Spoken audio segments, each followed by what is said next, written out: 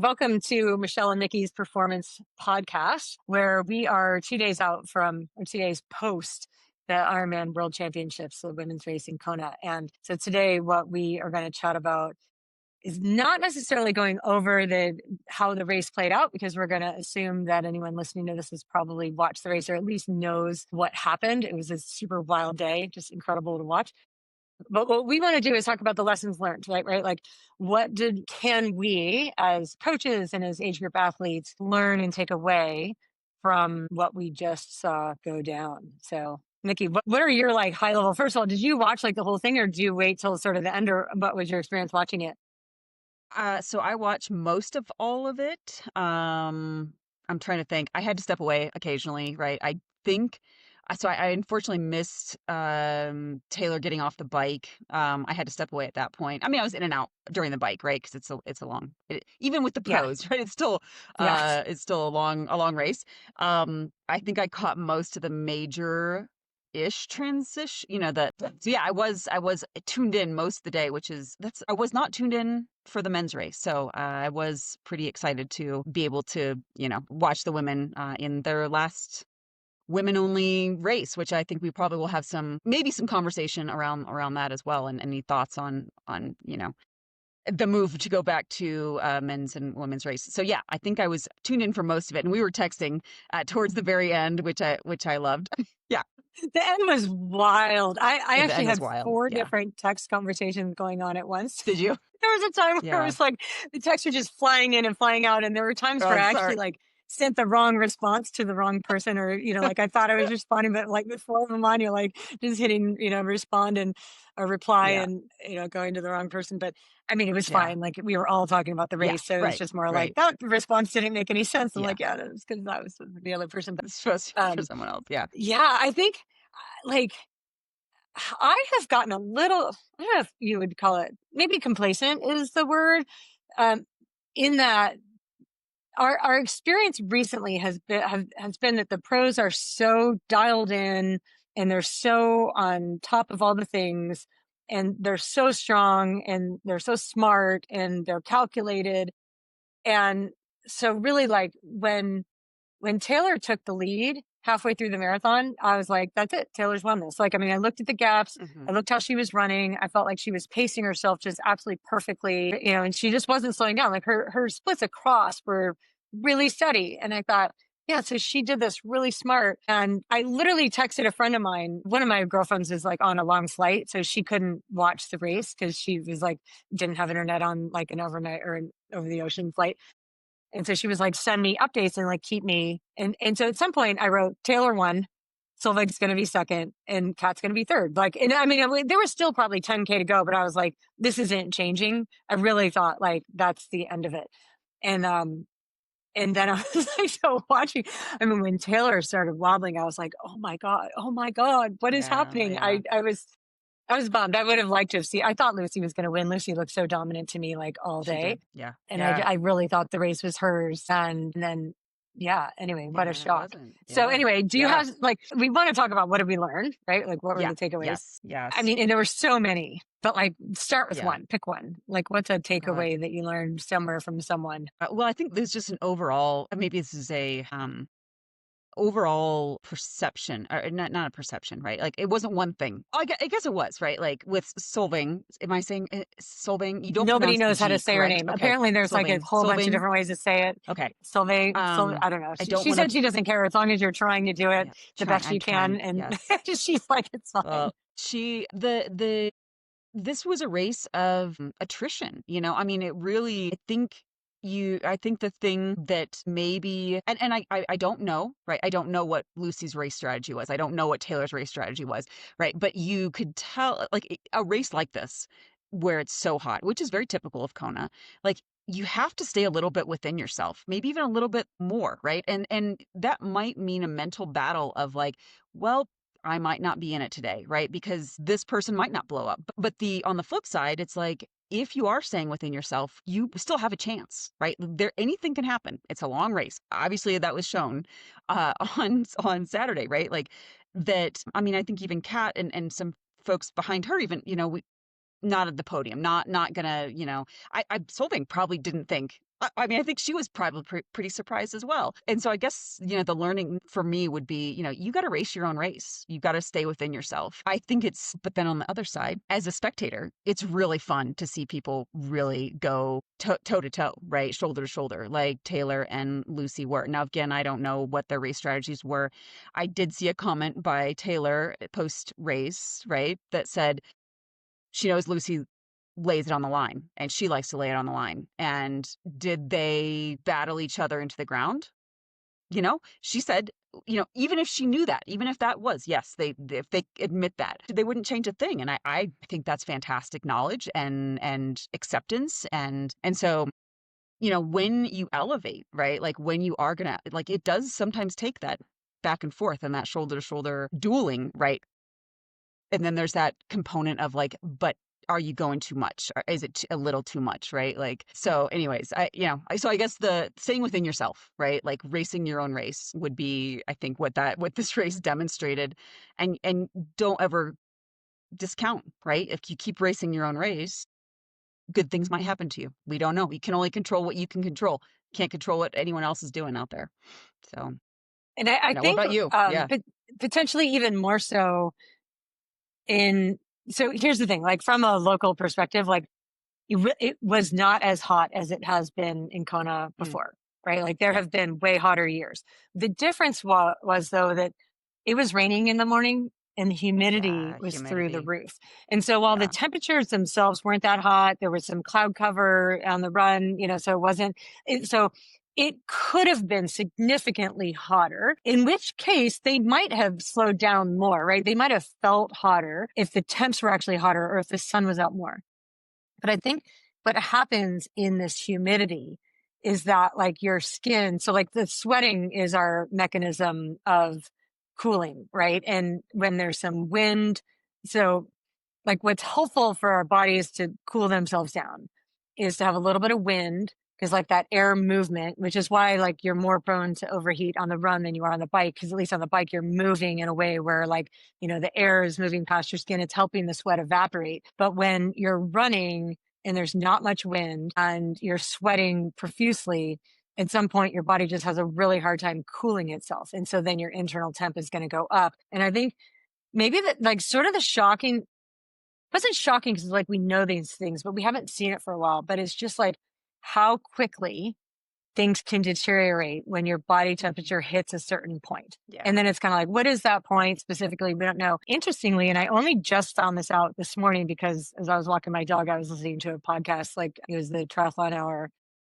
podcast, where apparently Jack Kelly had been messaging back and forth with Taylor, and she gave him permission to share some things like on the podcast, but she was apparently wearing a core sensor, Yeah. like so she Interesting. knew She what knew. her body temp, and she had, I don't know what it was, but like she had a number that was like don't go above that number. And so we could maybe assume that if Taylor had that Lucy might have too, right? Like they share a coach. Right. So Right. like they Right. would have, like their coach would have known, like here's a body temperature, or like understand the core temp thing, that is a thing in Kona. But apparently Taylor got out of the swim and her body temperature was already like 0.1 degrees below where her like limit was supposed to be, Oof. Yeah. like in T1.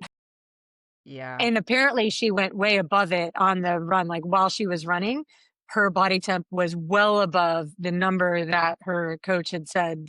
Here's where, I don't know Where if you it's your want to coach stay. or sports science or whatever, but like Yeah. where somebody had told her, like, this is where you're supposed to be. So um, clearly she wasn't, like, she was going with the feel in the moment, which I would agree with too. Like, Hmm. like when you're racing and you're at the world championships and like we're using data to help us, but like you're also trying to win the race. And like you can imagine being in that scenario of being like, well, my body temp's not supposed to, like, this data point shouldn't be above this, and then it is. So then like what do you do?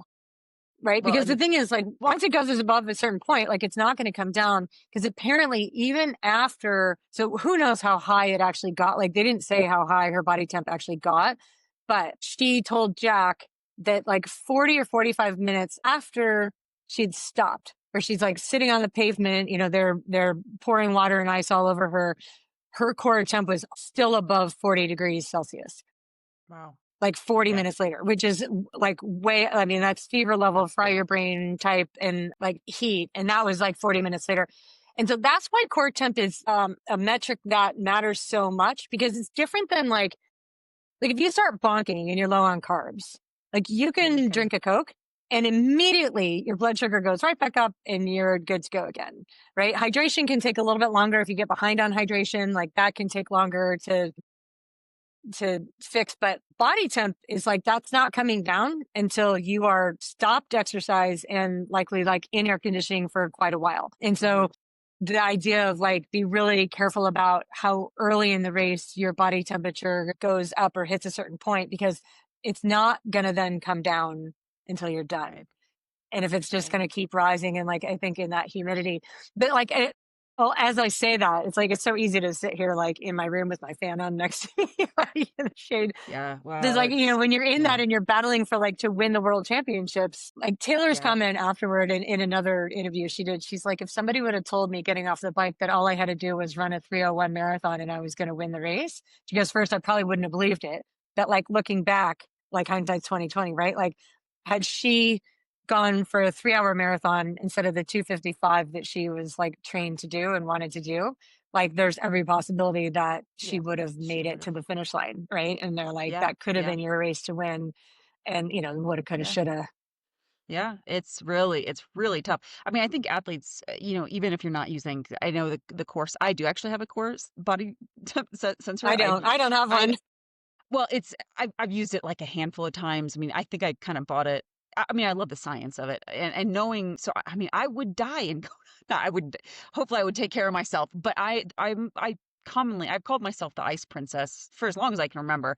That is not a race course that I even want to try to, if again, even back 10, 12 years ago when I was really gunning to, Kona qualify, it would be a one and done, right? Like that is not a race course for me. I don't want to spend my time trying to get better at performing in the heat. It's just not something I enjoy or really, yeah, it's not time is limited. I want to spend my time doing things I enjoy, and heat training is not one of them. So I wanted to have a better understanding of some of my core body temperature fluctuations just on the trainer, for athletes that that do want to perform better in the heat. Because I do have athletes that they want to get heat trained and they want to perform better at Kona and well at Kona. So anyways, but where I was going with that is like the heart rate monitor, right? Heart rate, I think is another it's more commonly used by athletes we coach, right? And what do you do when your heart rate's over, right? Like, and how much is it over? How good are you feeling, right? And so sometimes, and I've had athletes in both camps, right, where they get too tied to the heart rate data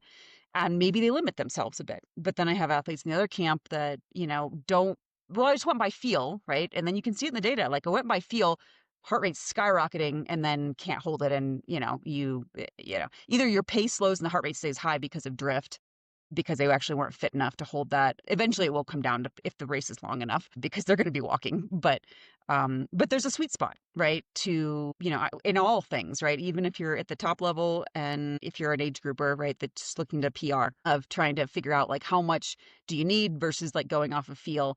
And now there's a whole camp, right? That's just going back, going by feel is the way to go, right? And I disagree. But, you can go by feel once you've got great data to back up that for example, I've raced full Ironmans without any data and the results were very close to what I raced with data. So my with feel is pretty on par with like actually what the data would, you know, what I would be doing anyways with it, with a heart rate monitor or a power meter or whatever. So yeah, fascinating. What other things do you, as age groupers, right?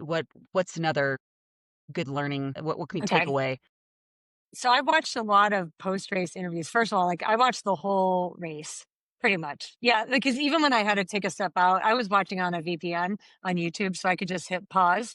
Right. And then come back. So I might have fast forward like a little bit, like through part of the swim. I went out to like walk a dog, and I came back in. But the post race interviews were really fascinating. And I, so what attitude do you take into a race like that, right? So that you can get the most out of yourselves. And there will be several camps on this, right? Where like you go in and you're like, I want to win, right? And it's going to be like win or bust, or it's like PR, whatever. Even if you're an age group, like I want to win my age group, or I want to get on the podium, or I want to do something. So like, first of all, those outcomes are completely without outside of our control, right? Like you cannot control where you place or even necessarily your time or splits on the day. I mean, like maybe there's a little bit more control on the time, but like not necessarily because so much of it depends on the conditions and all of that.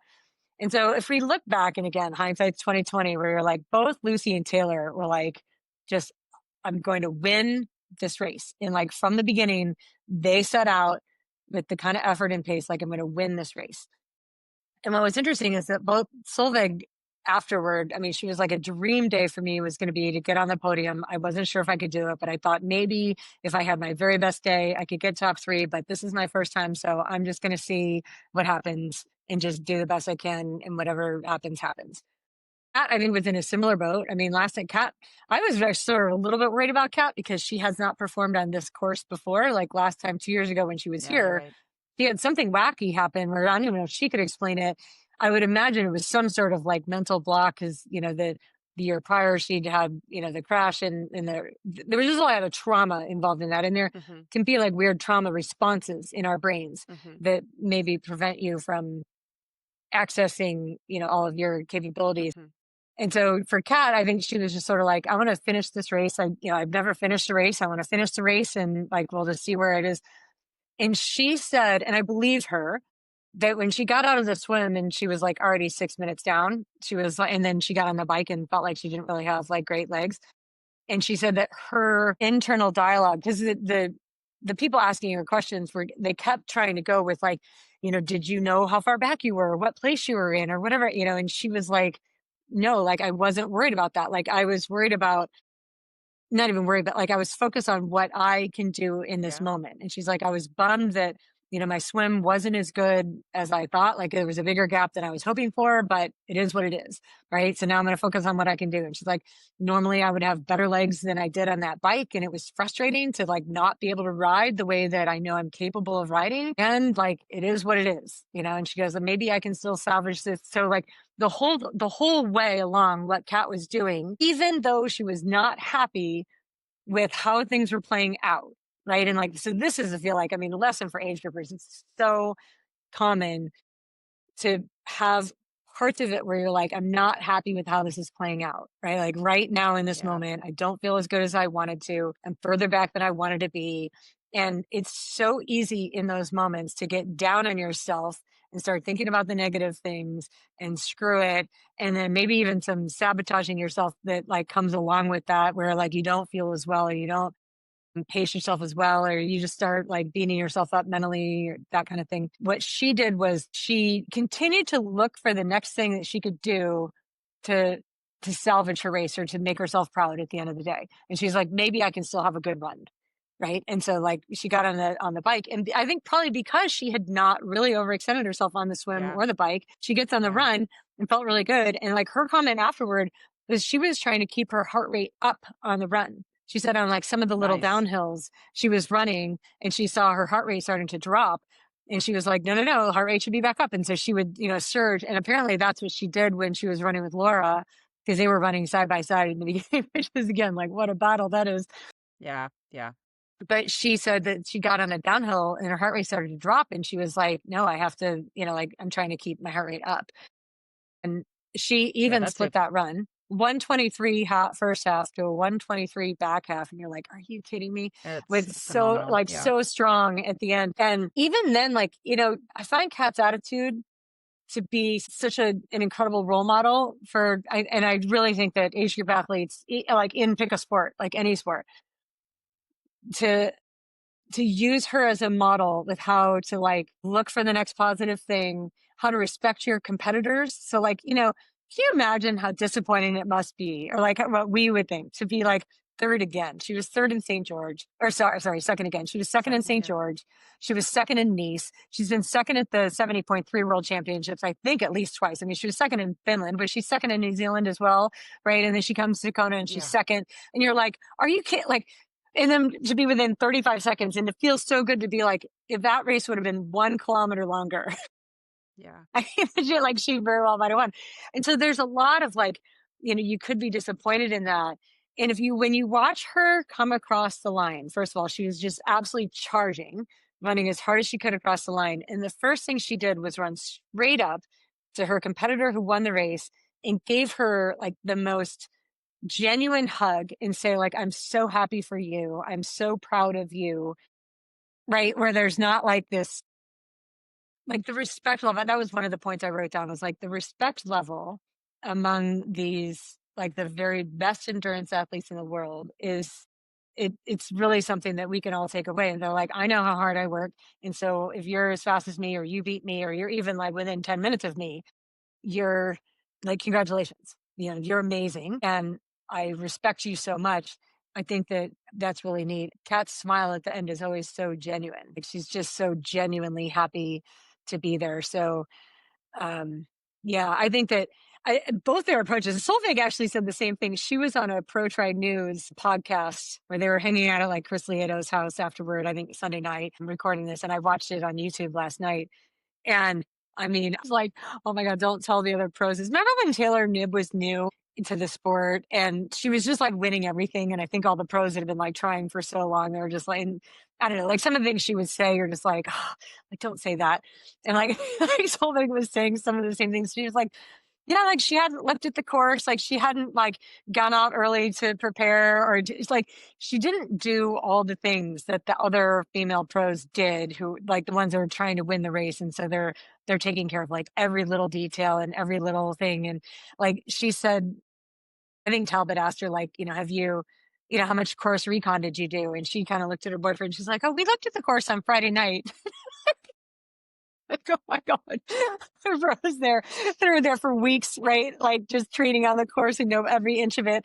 Like she didn't know the course. Like she went into that with the approach and the mental attitude of like, this is just like any other race. And like, I want to do well. And so I think like where people get the disconnect there is like, we want to put this race up on a pedestal because it's a world championships and it's Kona and there's this mystique and there's this history and there's all the things. And then there's this other camp that's like, it's just another race. Just go do this as another race. And I think that there's some athletes that are afraid to think of it as like just another race, thinking that like they might not try that hard. They might not give their best if they're like, it's just another race, like whatever. But I think that in a race that's that long and it's going to be like that much attrition, to go into it with like, it's just another race. I'm just going to, and as long as you are prepared to give your very best in every race you do, then like it's just another race. And so I feel like, I mean, again, hindsight's 2020, but the two athletes that went in with this is just another race and I'm going to do the best I can and whatever it is, they're the ones that did well. And like you would have heard Lucy and Taylor say that beforehand, like, I'm just going to do my race. I'm going to race my race and I'm going to do my thing. But that's not really what they did, right? Like they were out there trying to win. They were making choices trying to win. And it didn't work this time. However, had it been like another race where it was less humid, they likely like, I think their Lucy and Taylor's like tactics might have played out much better and they would have won by 10 minutes. Like had it not been so humid. That's just anyway.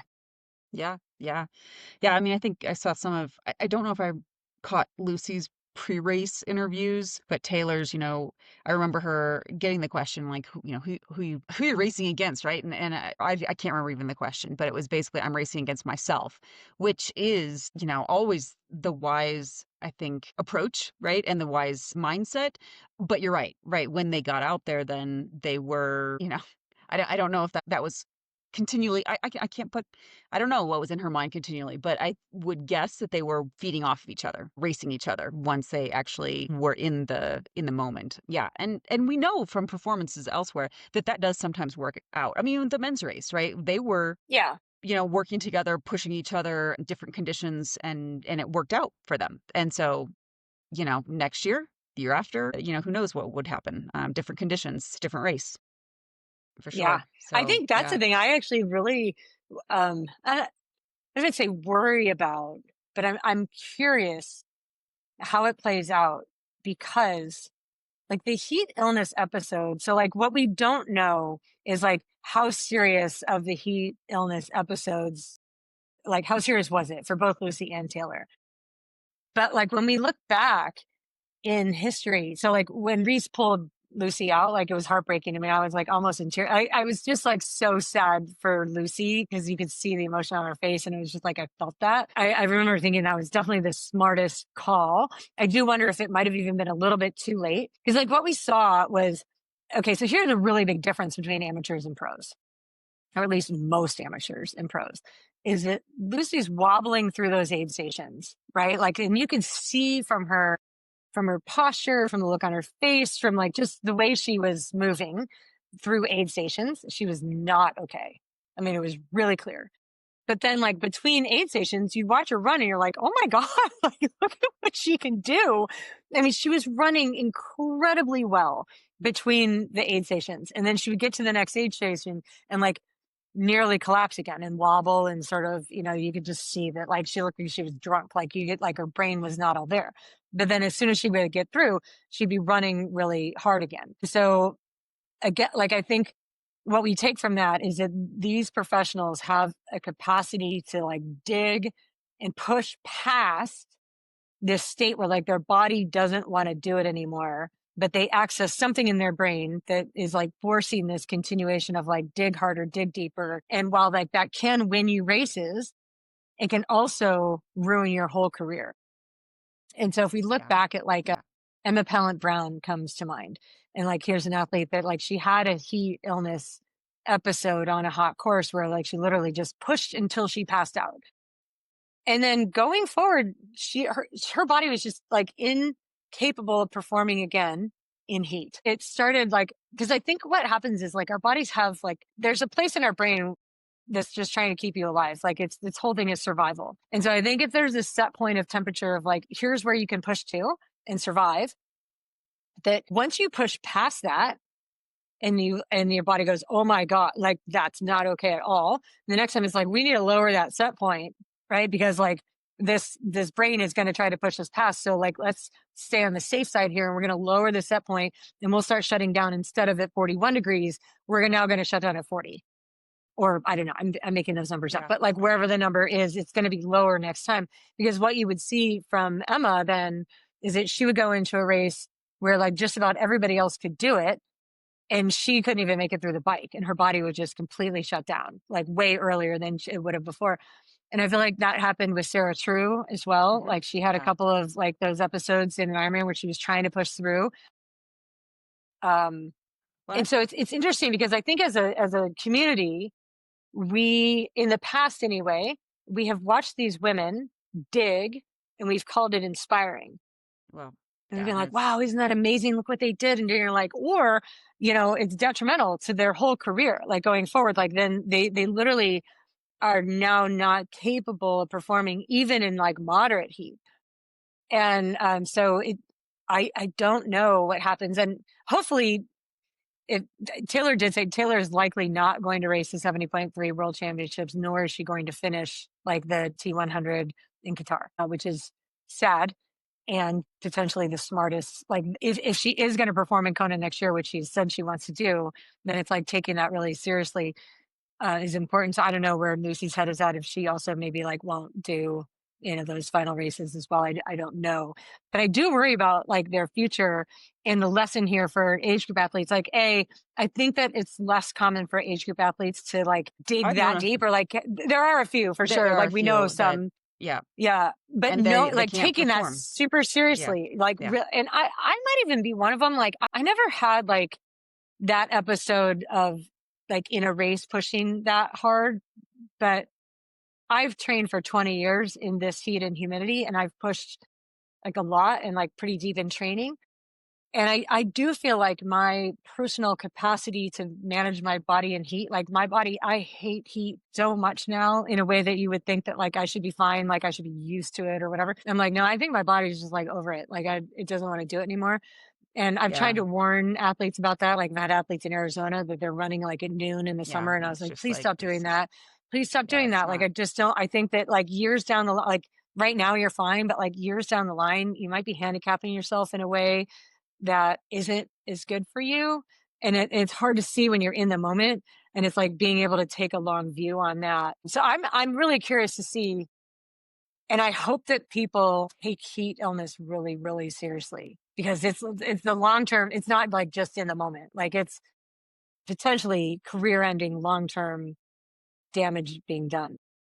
There's a gal, I don't coach her, other colleague, that know her through the socials, another dog athlete that loves the dogs. So of course I connect with all athletes that love dogs and share a lot of dog photos. But I know that she was a very elite, top age group athlete, a little bit younger than me, and had a couple of really bad heat illness. I won't call it stroke because I don't know the extent, but she's yet to really ever be able to perform like she used to.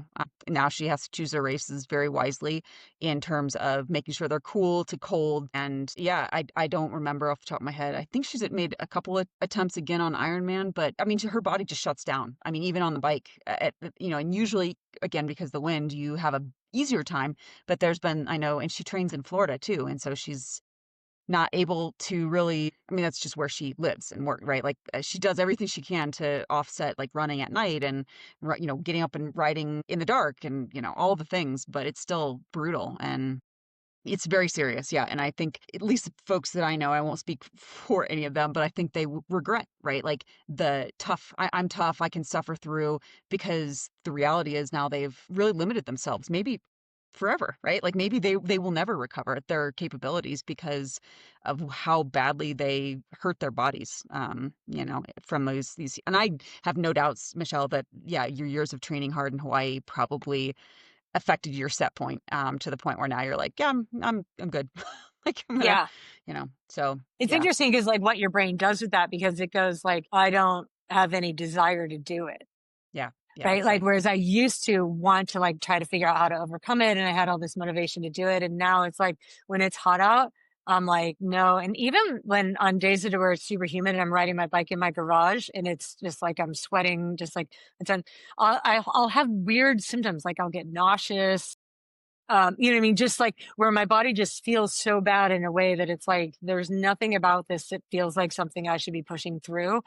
And I just feel like people need to have a lot of awareness around that. That it's like, and we as fans need to not um like give it glorify, yeah, like we glorify it. Yeah. glorify like how tough you are. And to that point, and this is going to be really controversial, and I might get a lot of pushback for this.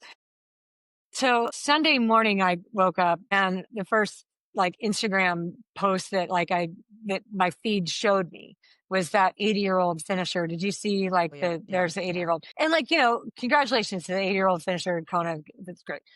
But the video that I was shown was her at the finish line where she like falls over, she trips over like the ramp or whatever. And like, fair game, whatever. And I read the comments on it because like when I saw that, my first thought was not like, oh, wow, she's amazing. So I inspiring. know. That's I was awesome. like, I was like, oh my God, no. Like and it's like, it, and it, I see like both sides of that. Like, congratulations. Like, if you're 80 and you're still doing, first of all, she looks like she's 75, yeah, 65. Like, she did not very, look like she was yeah, 80. Like, she looked really healthy and like really amazing. But in my mind, it feels like the way to stay super healthy is probably not to do Ironman. Like you could run 10Ks and you could do half Ironmans and call that good. There's a level that you can like push to and then say like, that's enough for like, and maybe this goes back to, we've talked about being like health versus performance. And like, I just am not sure how healthy it is to continue to push yourself like that for so long. And I didn't feel like I wanted to glorify, like had she finished and not fallen over, I probably would feel differently. It was genuinely like the visual of her body like collapsing and she kind of like shook her head and it was almost like she started to crawl to the finish line and then she stood up and she walked across it. I was like, I just don't know that we whoa, glorify that. Like I don't, I don't want to speak for that woman. Like, I don't know her. I don't even know her name, but like, it just, there's a point where it's like, let's continue to think about health. And there's probably healthier things that you can do and still stay really active, right? Without going to that extreme. yeah. Yeah, So no, I don't know. I definitely, it hurt me, right? Like I was like, oh, like I hurt, like I cringed. I think when I saw it, I was like, man, you know, um, it's not to say that Well, and again, it's the conditions of that race that make it maybe Ironman Canada, right? Or other races that are not as extreme and so difficult on the body, yeah, I do. I mean, I have reservations. I didn't have an athlete race this year, but I had athletes race Kona in the past, and in one at one point, and I for this all of the conversation in every Ironman, I always have this conversation about like when to pull out of the race. Like like you cannot get vomiting under control. Like I do encourage like let's solve the nutrition, and there are protocols I think can be helpful, but like if you just cannot get the vomiting under control, you can't think you're gonna you are you're most likely going to be doing damage to your body by trying to walk the marathon in Kona, right, than walking the marathon in at Lake Placid, right? Because the conditions, I mean, a Lake Placid actually can have brutally hot temperatures too.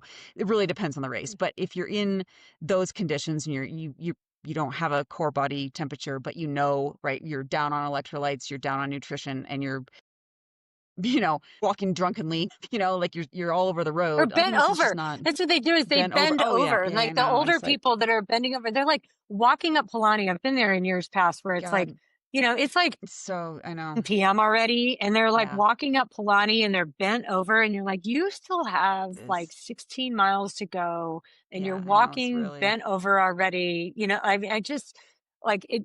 yeah, There is a it point where hurts. I just Yeah, feel like when I was younger, I envied that, or not envied, but like I was like, wow, they're amazing. And now I'm like, oh, yeah, I don't know, you guys. Like, so I know, maybe you I could know. find something healthier to do and still make yourself It's proud, right? So like, like right. there's Yeah, a line there somewhere. It's like, what does it take for you to be proud of yourself? Can you do that without physically? yep. I don't know. Damaging. Yeah, yeah. Setting yourself back long term, right? Like reducing your Hmm. potential down the road. And it's interesting. I mean, Lucho told me this, I first started working with him. Like Ironman's really, I mean, there's ways to do it healthier, right? But is it Yeah, yeah. true? Like, and I do think that a lot of athletes miss that component. I mean, you can do it in a much healthier state than what a lot of athletes are doing.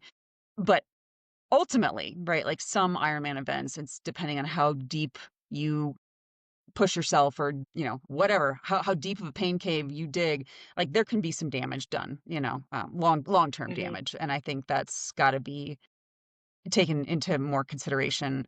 Yeah. Yeah, that I mean, I've definitely I don't know, I think I always kind of had a little bit of survival, so I won't always say that I think I have probably glorified it more when I was younger and newer and, but I either through being around it and seeing the damage done, as well as maybe just having that wisdom that you develop as you get older, like, Yeah. I don't know, right?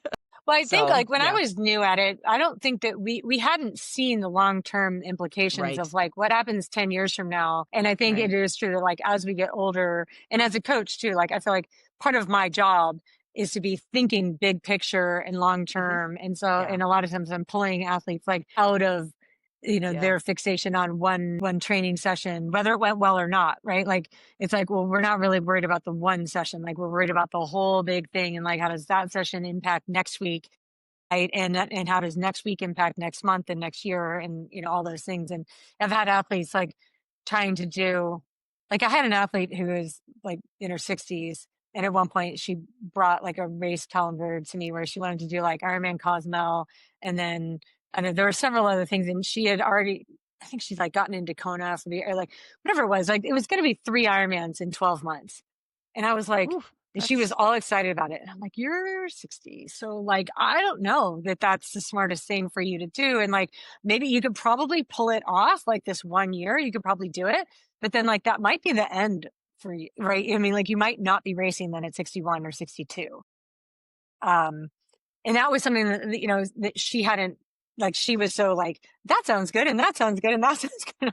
Like, let's just look at the yeah, big picture of right, how much energy like that's really going to take. And maybe yeah, there's a way to yeah, do it. I think with the new fueling. So here's another little takeaway. Like if we want to start talking numbers, Veg revealed in a post-race interview, she was asked like, how many grams of carbs did you take in per hour on the bike? Per hour on the bike she took in. She said that her goal was actually 130. And she goes, but I felt good and I felt like I could take more. So I did.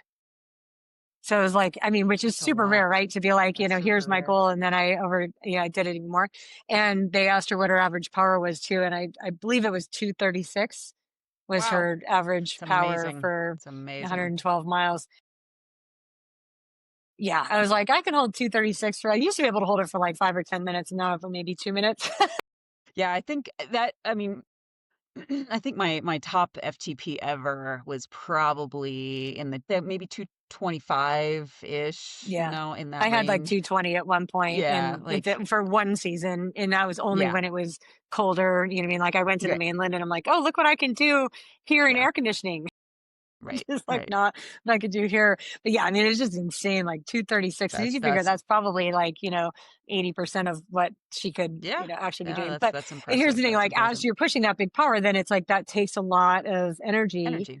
to like push power like that. But 145 That's a grams lot. per It's a lot. hour is a lot. But also like why then she would be able to finish and like her brain's still, like her body's still going to function because she's not going to be in like a depletion mode. Totally depleted Kat state. Yeah. Matthews, she she started to share hers in a video, but like she wasn't quite as clear. She said something about 120 grams, like I think in a bottle, but like she wasn't saying it was 120 per hour. So like I didn't quite grasp what she said, but she did say 60. She took in 60 grams of carbs per hour on the run. Yeah, And she that's said that that was, which I feel like is probably like it's on the lower end, right? Of like, but she said she knew she'd feel really well on the bike. And so now you can go, for, less than 3 hours. She can go 60 grams on the and run. if she, was a little bit high on the bike and biked within herself, either because she didn't feel great, but maybe, and I'm not, I don't know about what her heart rate targets were, but like if her heart rate was low on the bike, and she has good, metabolic, I know it's not as popular these days, but if her metabolic efficiency is still very high, right, then she probably conserved a lot, and that was even more that she didn't need then to take in on the run. And if she was continually trying to get her heart rate up, that means one, she's in a phenomenal state, right, to be able to run that well. Huge base fitness, which I want to touch on. But yeah, I think that makes sense, right? Like to not need as much and to finish basically, equal split, right? The marathon, which is very challenging to do in Ironman. Yeah. So I don't know if she's ever done a metabolic efficiency or a flexibility test or whatever, but I'm guessing that she's probably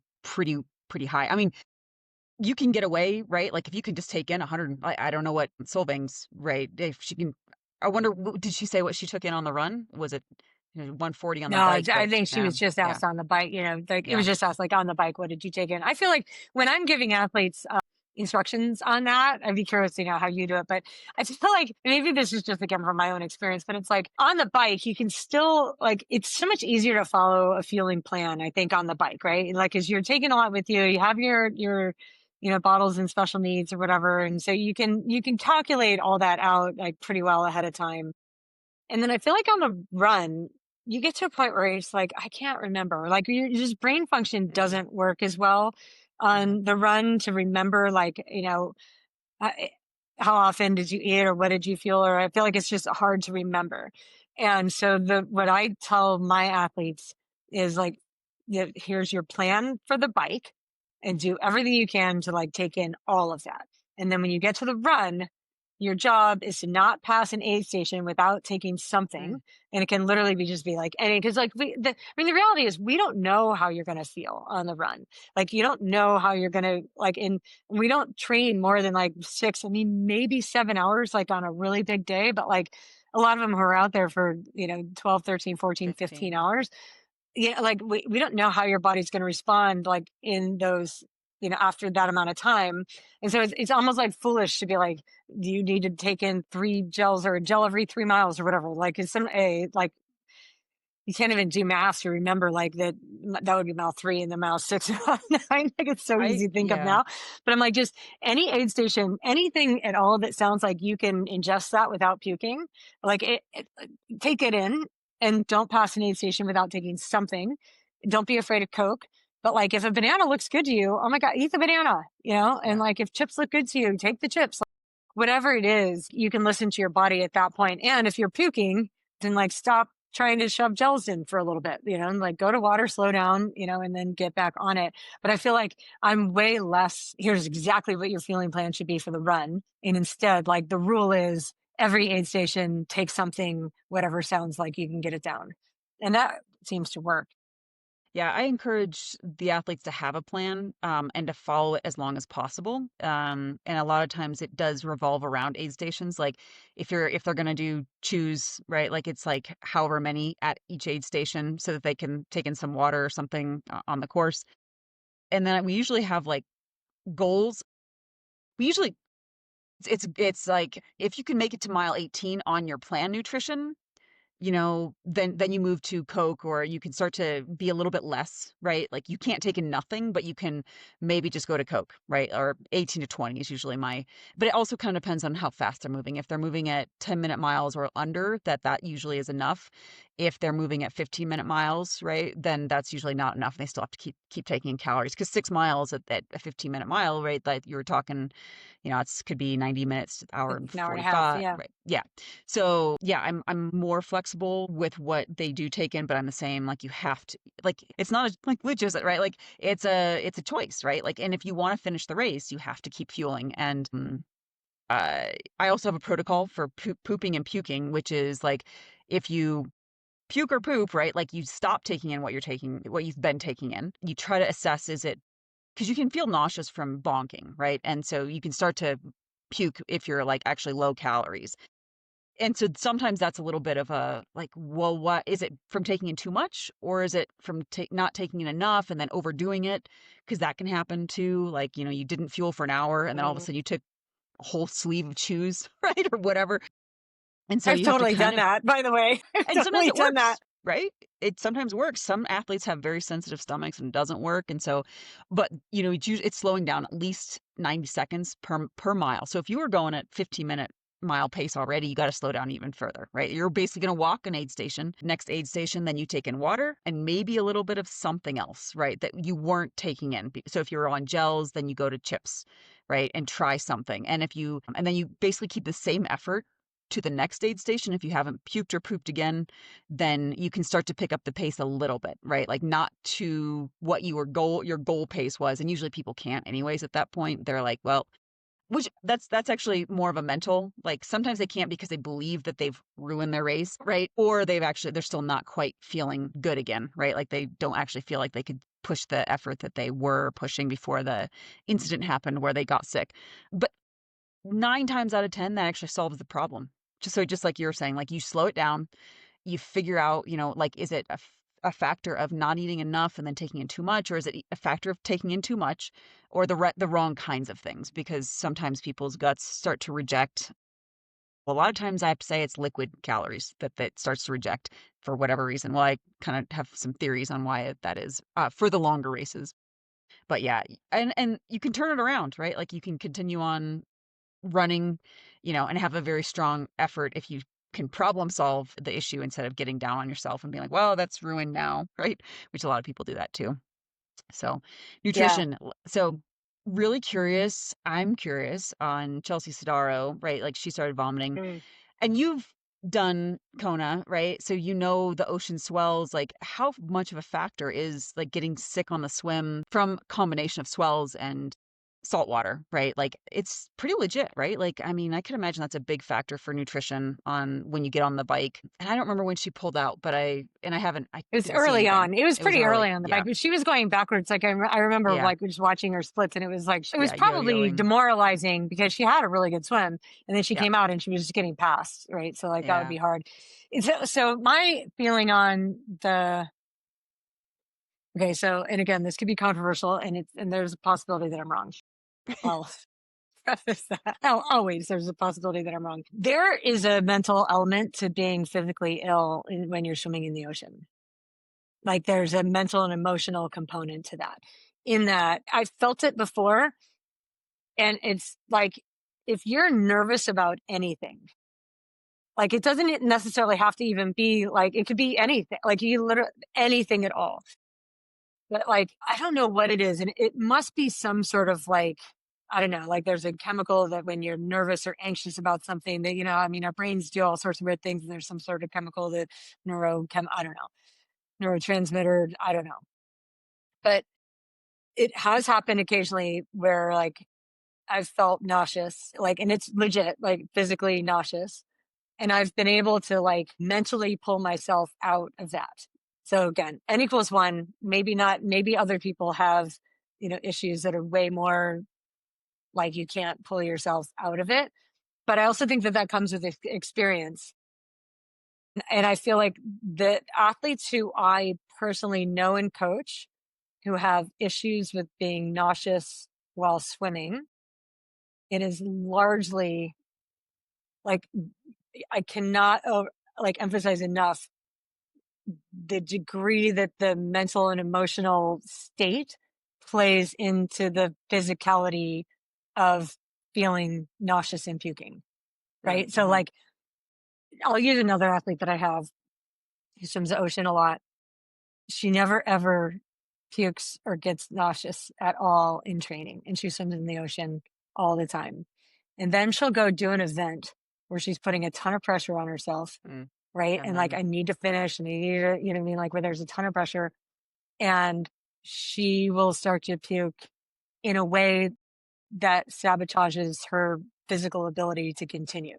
And it's happened enough that we've been able to like I'm helping her put together the pieces of that and saying like, and we've even like tried to make it out. We've tried to arrange like training scenarios that have been like, like let's put a ton of pressure on you for this training and see if we can elicit like the nausea so that you have an opportunity to practice how to like get out of it, right? Because if the only time it ever happens is during a big event, then like the big event goes bad and now we're disappointed and but now you have another check in the box of like every time there's a big event, I'm swimming in the ocean, I puke and I can't finish. All right, right. And so then going in, you're like, this is probably gonna happen again. Here it goes, I puked again, right? And now you're just like in this pattern of it repeating itself. So we've tried to like elicit enough pressure and anxiety and nervousness into a training day to try to elicit that. We've not been able to do it. Like it's like, and so I'm not saying that it was all mental in Chelsea's case. I really don't know. I just know that like from my personal experience and the athletes that I've worked with, that when you're nervous and anxious about pick the thing, the chances of the nausea and then the vomiting coming is higher.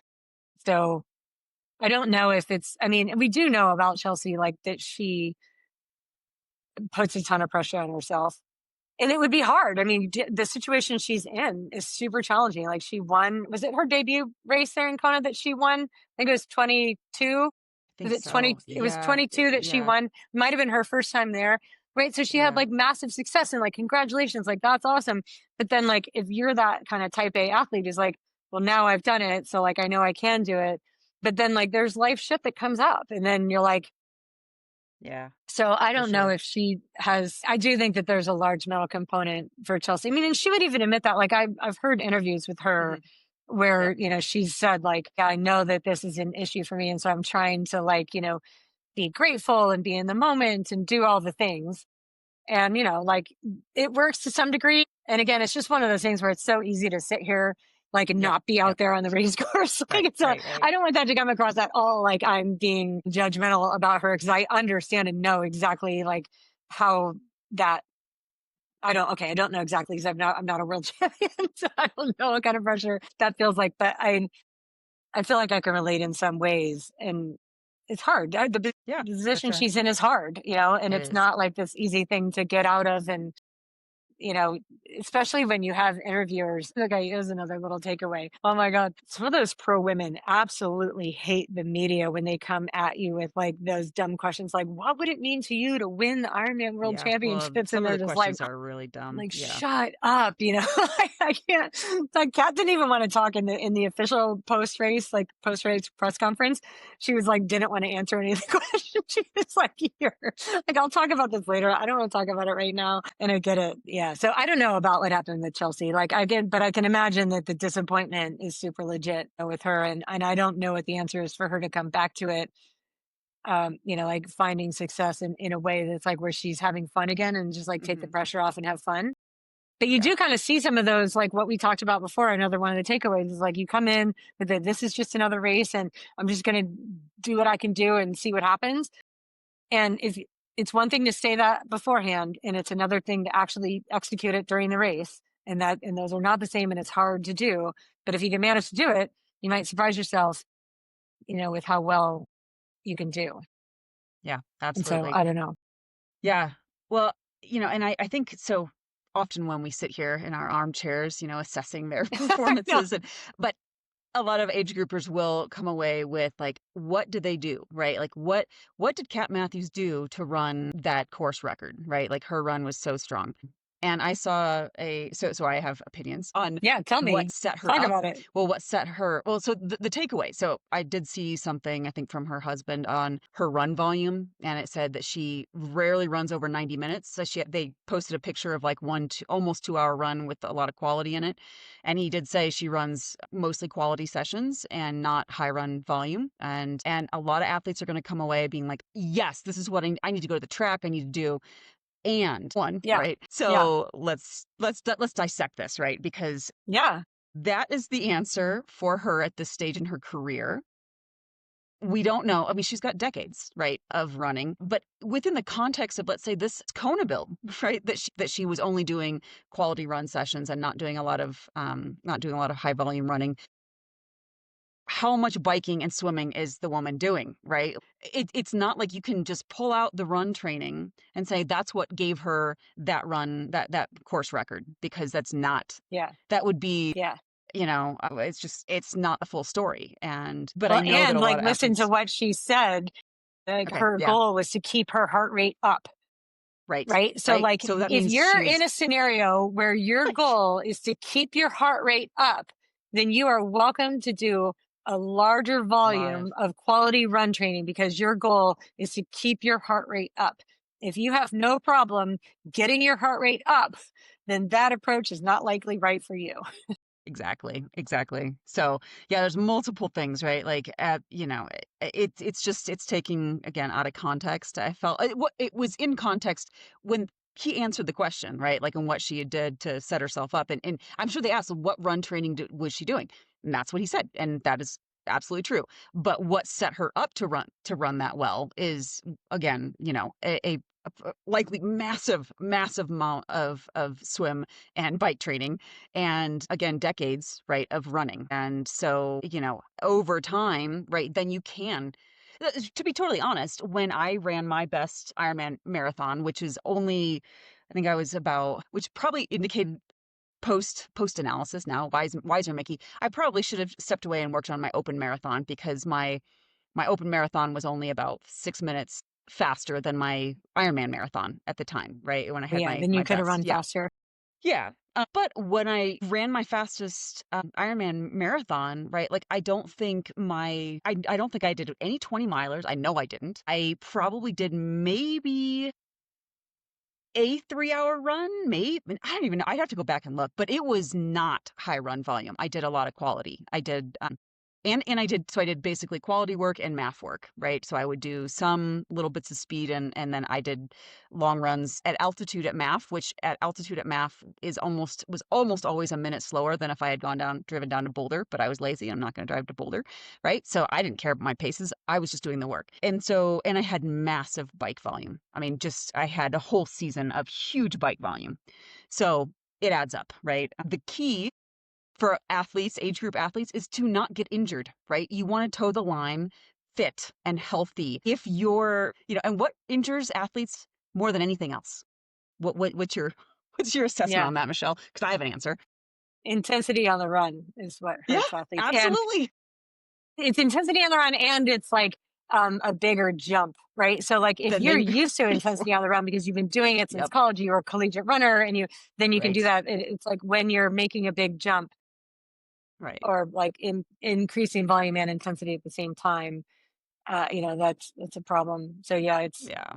I also feel like watching Cat run, and again, like as you know, like I'm super into how they move and Yeah. the Yeah. movement, like mechanics. Oh, it's just beautiful to watch. It's It like is. she's It is. so in balance, and you can She see is. that like that because of the way that she's balanced when she runs, it's so easy for her to like put one foot in front of the other, right? Like there's not a lot of effort and she's not like, I don't say she's not driving because she is like, she's driving off of her back leg, but then like as she's like leaping forward onto the next foot, the momentum and the balance that she has allows for the next step to just come really easily. And it's like she's on wheels almost, like while she's Yeah. running. Yeah. And that's because of like Very her efficient. posture and her Yeah. balance and Yeah. the way that she's just able to turn that over. It allows her to move like in the, because this is one of the things I'm always working on with athletes. Like, how do you make faster running easier? Because when it's easier, you can hold it for longer. So it's not about like pushing as hard as you can because you enjoy like that feeling of straining and like, oh, that was a good workout because it was really hard. It wrecked You me. know, Yeah. like, okay, Yeah. fine. If you're running like a 5K and you're training for a 5K, maybe like you want to get used to suffering. Okay, cool. But like if you're going for marathons and Ironmans, like your whole job is to be like, how fast can I go without it being hard? Because obviously, if it's too hard, you can't sustain it and hold it. So, working on that like easy speed and the balance and the posture and the like the Yeah. efficiency is what you're looking for. And I was like, first of all, like all of those top women as they were Yeah. running. Amazing. Solveig's actually run for him. When she's fresh, it looks good, but like the way that her feet like splay out, like I have some theories Yeah. on that. Like I'm like, oh, I think that's a type piriformis that causes like that Yeah. foot to kind of flare out Maybe. and missing like hip extension. So it'll be interesting to see if she, because that got worse like as she went, right? In the Yeah. beginning, it was less pronounced. And like at the end, God, I thought I was losing my mind at the end when she was running and I knew the cat was coming. And I was like, I think I was texting with you and I was like, it's still Yeah. Yeah. like, I know this course. I'm like, from the bottom of Lunny, it's still a really long way to get all the way. Like you have to go all the way down, I think that Kukini and then turn down and then back on Lee. It's a long way. And I was like, if she stumbles and like goes out right now Yeah. and cat, like I was like, That'd be I'm going to crazy. absolutely lose my Anything can, mind. yeah.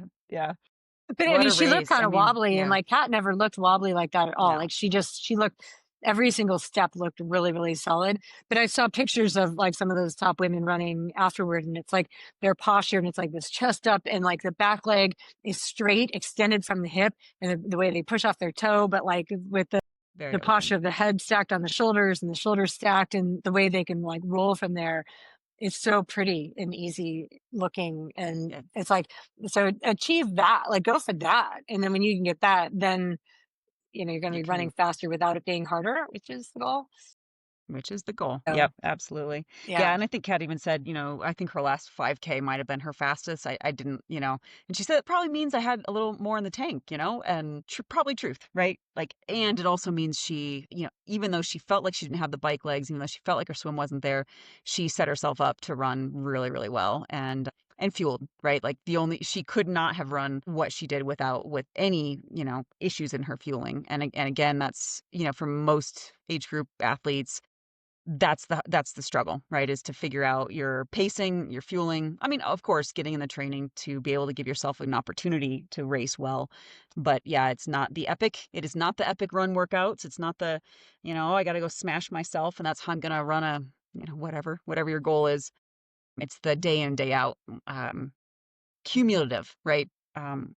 So Yeah. I don't know I what, think yeah, too that go you ahead. don't even necessarily have to like run a ton of volume. I had one athlete that raced on over the weekend and she's 64 and she did the race in Kona 3 years ago at Yeah, I saw 61. your post. Yeah. Yeah. Yeah. And I think the swim was slower for everybody. She was a little bit slower on the swim this year than she was last time, which surprised me some because I thought that she was a better swimmer now than she was before. But I think everybody swam slower, so I think the conditions were just like harder. And I would say, like with my experience of it was right around high tide. High tide was at 7:30 that morning, so it's coming in and like right around that change of tides is when like the ocean does wacky stuff and like it can genuinely be hard. So anyway, I think that's why swim splits were a little bit slower on the day. But she biked like 10 minutes faster and then ran 6 or 7 minutes Good. faster than she did 3 years ago. And like, which is just rare for, to be 64 and to be faster than you were when you were 61, Amazing. it's like, It's amazing. and I've had a front row seat obviously to her training because I'm the one writing it. And she has had, I don't think she would be mad with me sharing this. Like she's had a lot of issues with her knees, and it's like run form and efficiency and tight hips and the knee issues. And so, I mean, she ran 13 miles once in training. Yeah. And that's, And the rest of the time I had her running like twice a week and she just swam and biked. Like most of her training was swim and bike. And I think that that's, in a way, like she told me, I don't feel like I should run that much in training because I don't want to injure myself. And I was like, I'm Such a totally on wise board with woman. that plan. Wise. It's Yep. really smart. Like, I'm totally on board with that plan.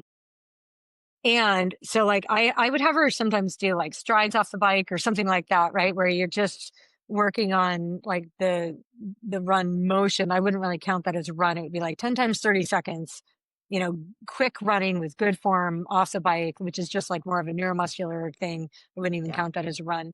And then like, twice a week we would run. But I mean, her long runs were, I mean, she might have done like a 1 2 hour run, and 90 minutes was about as far as we went. And in the 2 weeks before the race, she was like, "Oh my God, Michelle, I think I'm undertrained." And I'm like, "You're healthy and you're happy and your swim and your bike are there. And like, you're just going to do it on the day with the marathon. Like, that's what you're going to do. You're just going to do it on the day." But because it was like, there was no real other option. Like, we couldn't, healthy on the start line was the number one goal. And so, like, overall, I would say like, yeah, you were slightly you were undertrained in an ideal set, like what was going to be Right. ideal if you wanted to win your age group, like, but shoot, that was never going to happen anyway. So it's like to be able to train the little amount that she did And have that and good. Yeah, it's outrun a lot amazing. of people. I mean, she outran a lot of people. She Yeah. she nearly even split the thing and ran faster Yeah. than she It's did last awesome. time and finished really strong. And she said, I mean, her notes were like, "Oh my God, Michelle, I felt so good in the last 5 miles." I'm like, Great. That's super, right? amazing. Yeah. You know what I That's mean? Like, amazing. that's, yeah. And so Yeah. like, I don't think you do have to run as much as people think, as No. long as you are really fit on the swim Yeah. and the bike, Yeah. right? And you have good form largely, yeah, I don't say, especially for athletes that have a lot of lingering injuries, right? For whatever reason.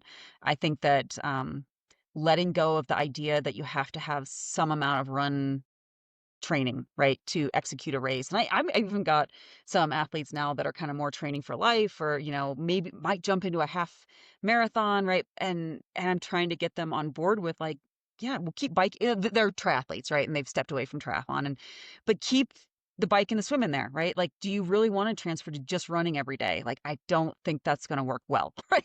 Because a lot of them, they're in their 60s, and they are getting injured, right? Sometimes through like oopsie, like turn an ankle on a trail, right? But yeah, that takes longer to recover from potentially when you're 65, right? Than when you were 45 or 35 or 25. So keeping that swim and bike in, it's huge. It's huge. And then, dabbling in the run, when you feel good. I've never had it fail me, literally. Most of the time when I've had athletes that have not had the runs they wanted, it was nutrition. It was not. And so I say, again, fix the nutrition, and then I'll consider, like, if we need more run volume, I will consider it. But you have to prove that you've got your nutrition nailed, and then maybe I'll toy with that idea, or go get a metabolic Yeah. efficiency test and tell me that you only need 20 grams of carbs an hour. If your fat burning is so high and you're executing under those heart rates, fine, then Yeah. you don't need to fuel. Yeah. But yeah, Yeah.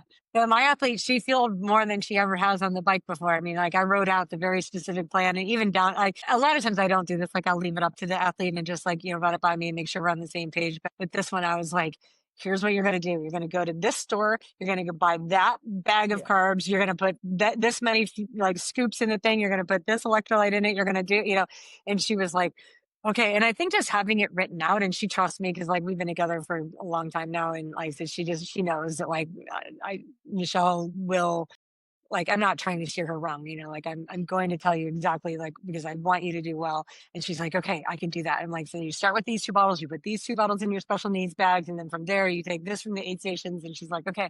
And I think she did all that. And like, so for her to just feel great all day and be happy and, like do the thing, like I was really proud of her. And yeah, she was stoked. So good. that was my Congrats to personal her. win, is like Many having congrats. her Yeah. win was like, I lived through them now.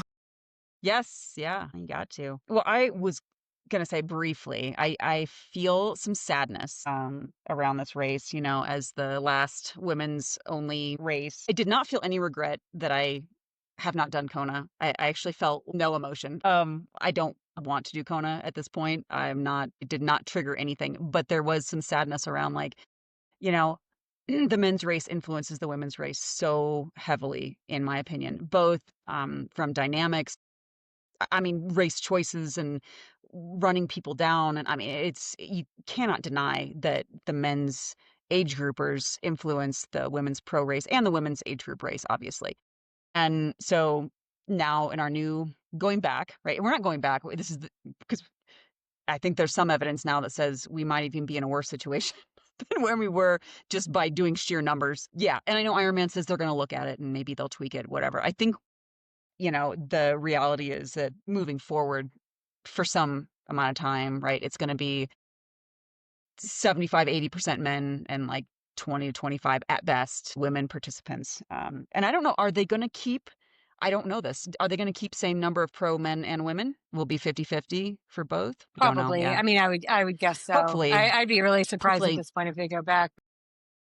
but yeah, But yeah, I mean, it does make sense. I mean, you think about like Lucy and Taylor out there on the Queen K running, and they're physically leading the race. Like there are no athletes ahead of them, and so honestly, you wonder had there been men there on Saturday, just hypothetically, had there been men there, I do wonder if Lucy and Taylor might have executed things a little differently without feeling quite so maybe, much pressure. I mean, there's every possibility that like they would have finished, one or both of them might maybe. have, because they Yeah. would have felt less like all of the pressure The on, like, media and the, there, yeah, yeah, there's yeah, the helicopters above you, right. and like the cameras that are Hmm. all on you, and everybody Hmm. on those like roller things or whatever that are Right. next to you. It's just like the whole race going along with you. And like, while that's exciting, it adds an element of like there's adrenaline and there's Right.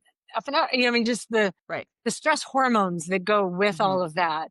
And Yeah. if that's less, does it allow the women to perform sort of like Kat and Solveig did, who were like back a little further and didn't have Maybe. all eyes on them the entire time? It allowed them maybe more room to just be present in what they were doing and not feeling like they were putting on a show for like the whole world to be watching Possible. live. Like Yeah. I don't. I don't know either. I mean, I'm kind of, I think there could have been, again, different conditions, different race, right? But sometimes the attention can elevate, right? Can elevate performances just like competition can. You rise to the occasion, right? I mean, I know commonly in my soccer days, right? Like I always played better, when it was a high quality, like you cannot lose this game, right? Like that when the pressure's on, for some people crack, right? Like it really depends on the person. I tended to be the rise to the occasion type, right? And I'd kind of slough off some of the games I maybe shouldn't have, right? And didn't care about racking up the big scores because we had it in the bag.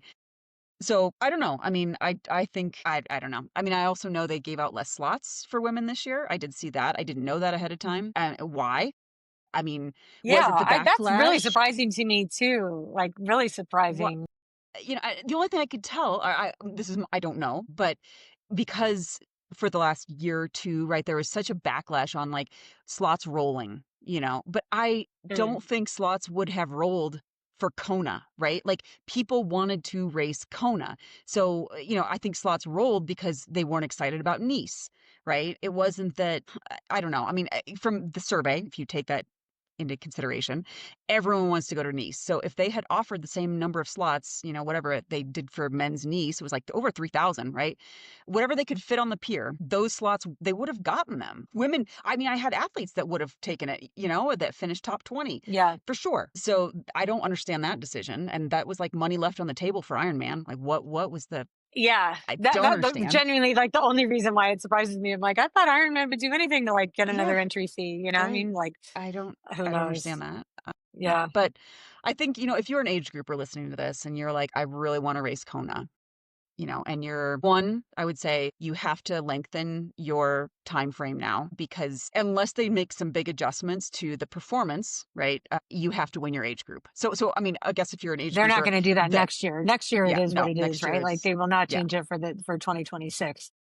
So if you are really wanting this, like you need to do your research on the races. And this is what I tell my athletes that want to go for podiums, that want to go for Kona, like do your research, right? Like what is and for women now, it's like you have to win your age group. So what did that person go? And what you need a little bit of a buffer, right? And both for conditions wise, and then, just a buffer for like who's going to show up because you can't control that. So that's the standard now is, to get a slot for sure is win your age group. There might be, number two in your age group, maybe, right? If you have a really fast number one, maybe, right? Or it's not even about being fast number one. It's really like how your age group at Kona stacked up against the whatever standards, right? And whatever kind of a ratio they're going to apply to you. So Yeah, I guess that's my takeaway, or I don't know if it's a takeaway, it's a little bit of a guidance. And so, I don't think it's impossible. Nothing's impossible, but it's going to be, if you're not there, if you're not, and you do this assessment, and you're like, okay, I'm probably, looking at the last year's races, like maybe I'd be top 10. Like you need to lengthen your time frame, right? For what, that might not be this year. Maybe it's not next year. Maybe it's 4 years. Honestly, if everyone took their vantage point out to 4 years, like that's very doable, right? With dedication. I'm not saying it's doable for everyone, but a lot of times what we're seeing, people will go when we're now into season breaks, right? Like you're gonna take 3 months off, right? But if you have your time That's frame what of I was going four to be like. years, And if you're like, I'm going to do it in 4 years and I'm going to take the next 3 years to just play and do right, nothing. And then that's in the fourth year, not I'll gonna start happen. training. Like, that's not what we're talking about. Right. But, you remember Gordo Byrne, right? Hmm. Byrne, the Hmm. endurance corner, Hmm. right? Like he took 10 years off. I don't know if you've been following him Yep. at all in his return to racing. I was for a while. And then, like, when I got off Twitter, I kind of stopped. Like, I was following him when I was on Twitter. And then I deleted my Yeah. Twitter about a year He's on ago. sub And he's on Substack yeah, now, so if you yeah, search for him, but he stepped away for a decade, right? And he was elite.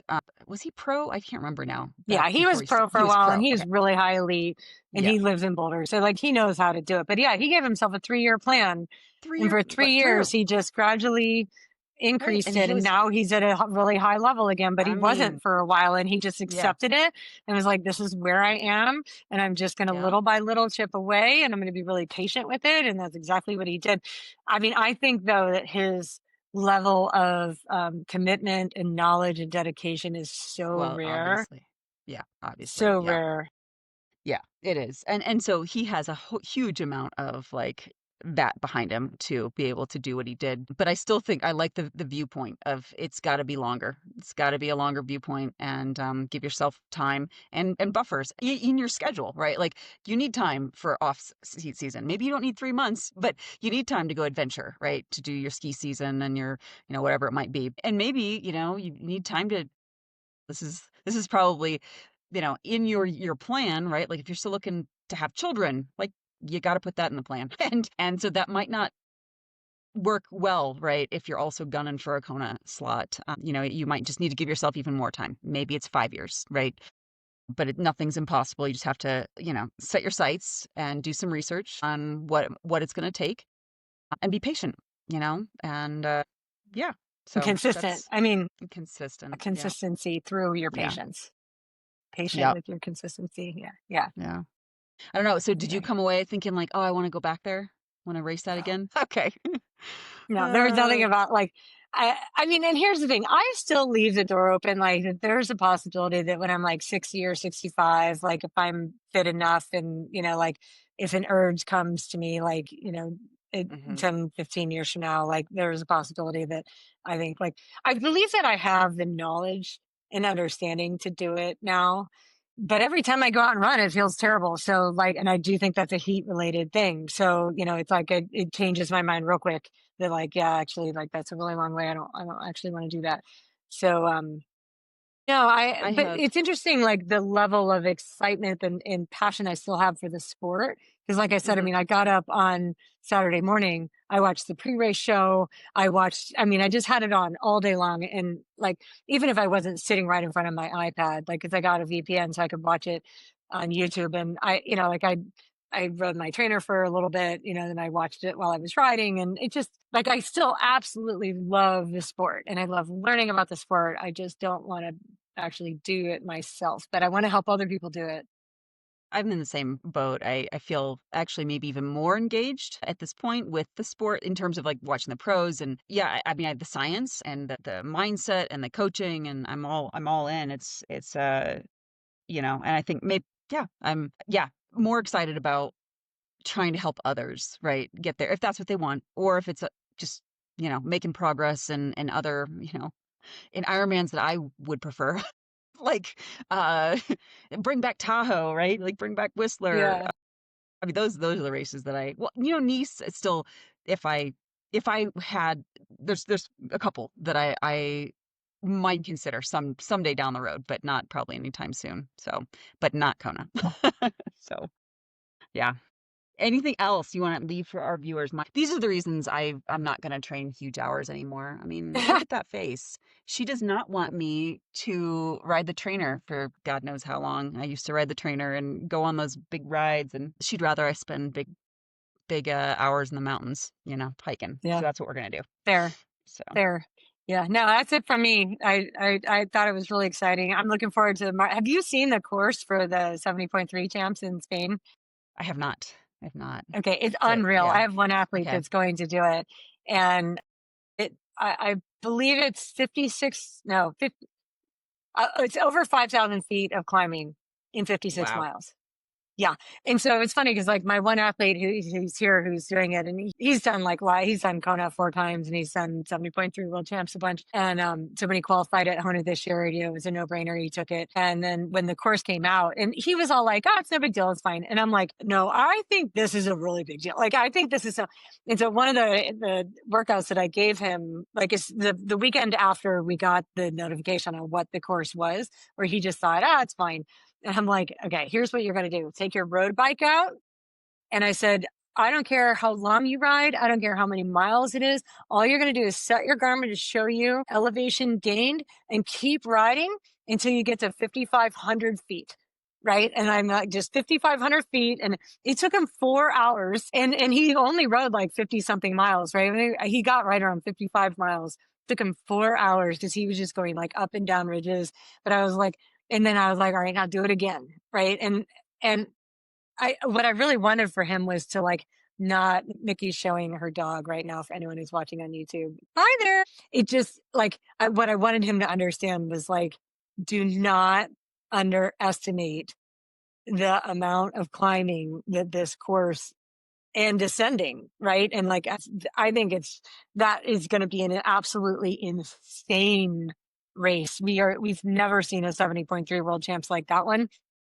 So yeah, that one, it's going to be insane. I'm actually recommending that he just take his road bike over instead of a TT bike. I'm like, Yeah, with that for much amount of sure. bike, For you're going up sure. and down the whole time. Like, there's not Yeah. going to be a flat spot on there No. to get I in would your definitely aero ride a bars. road And bike. so, like, yeah, 100%, because he's not going Yeah. to win his age group anyway, So it's like, even if the difference is 5 minutes, if you're more comfortable on a road bike and you can relax on a descent or whatever, like, I think you should ride a road Yeah. bike. So I don't know if he'll listen to me or not. He might not. Well, I think that it could actually be well, one depends on the weight of his TT bike, right? And his setup for his road bike. But I mean, I would say, with that kind of climbing, even the top finishers might be on a road bike. I mean, I don't know. So there's really no place to get an arrow and yeah, but I Yeah. agree. I would be suggesting a road bike as well. So Yeah. So yeah. cool. Well, I look forward Anyway, to yeah, hearing let's about that let's one. call it Yeah. there. Okay. Yeah. Well, thanks, Michelle. We will talk again Yeah. soon. Sounds good.